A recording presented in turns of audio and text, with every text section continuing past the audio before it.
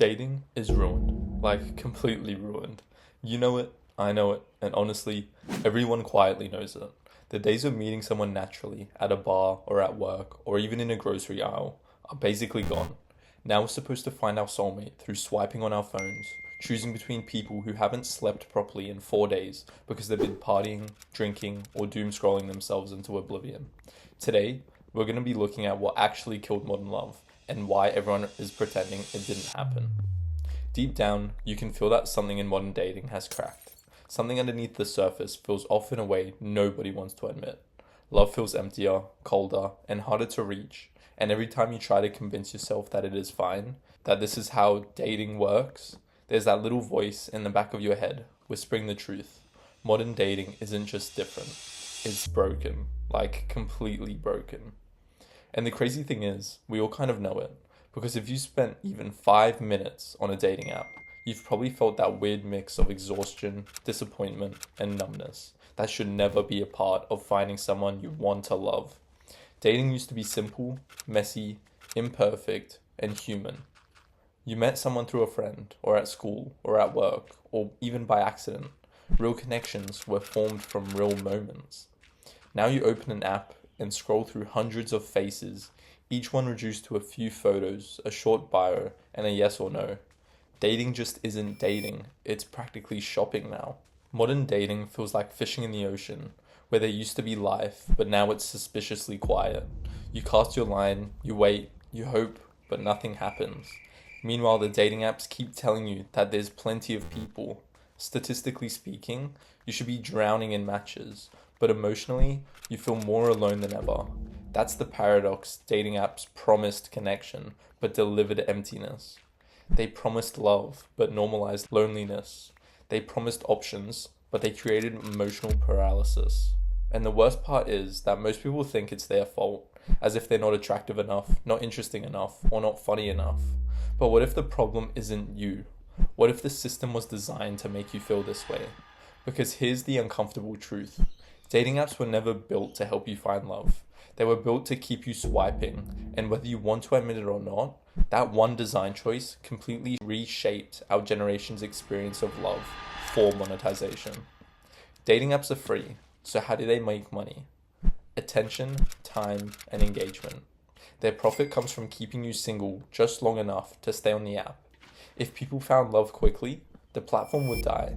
So the algorithm subtly adjusts to keep you interested, but not satisfied. You get just enough attention to keep you hooked, but not enough to feel completely secure. A like here, a match here, a conversation there, that starts strong and then dies out of nowhere. A message seen but never opened. It's never your fault. You were never meant to win. You were meant to keep playing. One of the biggest reasons modern dating feels so shallow is because too many options make real connections impossible. Think about it. 1,000 people now are potential partners, and that creates a new problem. The belief that someone better is always one swipe away. Psychologists call this the paradox of choice. When you have too many options, you end up choosing nothing. Dating apps maximize this effect perfectly. The moment someone annoys you, you unmatch. If they respond too slowly, they're gone. If their opinion disagrees with yours, it's easy to replace them in seconds. Relationships used to require effort. Now they require convenience. And that convenience kills any depth that was once possible. Because when everyone is an option, no one will feel special to you. Here's the part that most people don't talk about. Dating apps created a marketplace, and markets always have winners and losers. The distribution is brutal. The top profiles dominate visibility, while ordinary people, the actual majority, barely get seen. Women get overwhelmed, men get ignored. Everyone ends up frustrated. This system inflates some people's egos and destroys others' self-worth. It's not natural, and it's definitely not healthy. It's not how humans were supposed to operate. In real life, attraction is influenced by personality, presence, chemistry, and energy. Online, it's based on a few photos and a 2-second judgment, so people start acting differently, colder, pickier, less patient, and less forgiving. You stop seeing human beings and just virtual profiles. Dating apps also reshape the brain in ways most people don't realize. You get addicted to matches, notifications, validation, and tiny dopamine hits. But dopamine isn't real love, it's the illusion of progress.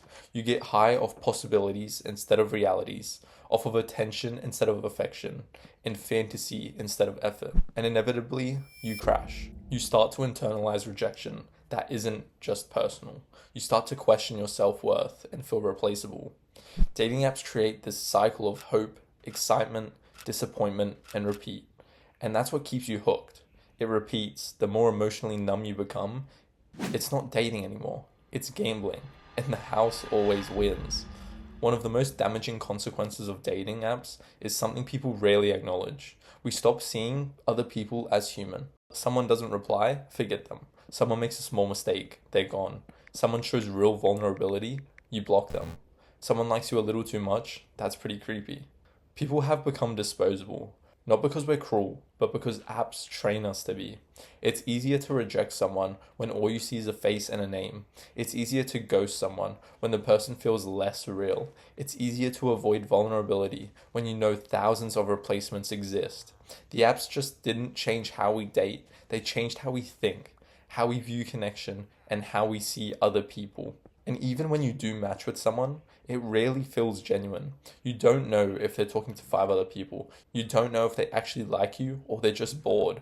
You don't know if they're invested or just entertained. So you hold back. They hold back. Nobody commits to anything. And you end up in this strange limbo where nobody is fully present and nobody is fully honest and nobody is invested. Both people feel uncertain, so both act distant, and this creates the illusion that something is wrong with you. But the real problem is environment, not the effort, not the personality, not the attraction. The environment is broken. Dating apps teach you to move fast. You meet, match, talk, and lose interest all in less than 2 hours. Real love doesn't work like that. It takes time, patience, presence, and people who show up with the real intention. But when you've been conditioned to expect instant connection, real connection starts to feel wrong or boring. Dating apps made us forget how to build something real. We expect to feel instant, magical, cinematic all the time, but real love is quiet, subtle, and slow. And because most people have lost patience for slow love, everyone feels alone, even when they're surrounded by options. Somewhere along the way, we stopped learning how to fall in love. Not the romanticized version you see in movies, not the perfect chemistry or the dramatic first glance. Real love, the slow, awkward, beautifully imperfect kind. We grew up in a world that taught us everything except how to connect. We learned how to build resumes, portfolios, careers, but not relationships. We learned how to optimize time, money, and productivity, but not communication, effort, or emotional presence. And dating apps took advantage of this gap completely. They gave us the illusion of connection without teaching us any of the skills to actually maintain it. So now millions of people are searching for love without ever learning how to recognize it, communicate it, or sustain it. And because the apps constantly show us better, more attractive, or more successful people, we enter relationships already half checked out, already imagining alternatives, already wondering if there's someone else that is supposed to be yours. This constant sense of maybe poisons everything before it starts. It creates relationships that never fully begin, situationships that drag on for months with no clarity, and connections based on convenience rather than their commitment.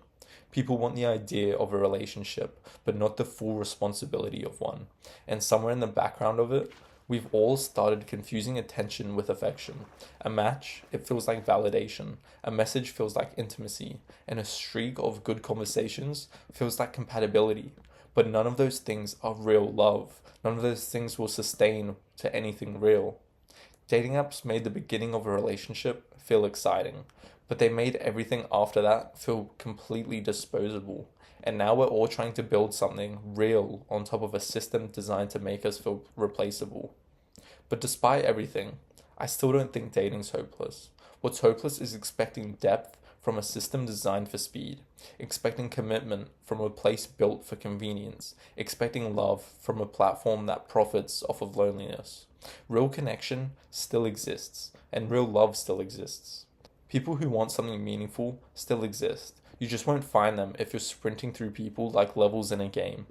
Real connection happens when you choose someone and keep choosing them. It happens when you slow down enough to appreciate someone beyond a first impression.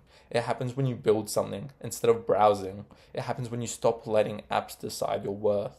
Love didn't disappear, it's just harder to hear now. It's buried under all the noise of social media, distraction, and the constant temptation of more options. But if you want something real, you have to stop fishing in an ocean the algorithm drained years ago. Because dating apps didn't destroy love, they distracted us from it. And the moment you stop chasing that rush, the matches and the validation, and start actually being present with someone, you realize something. Love was never broken. The system was the one. Good luck.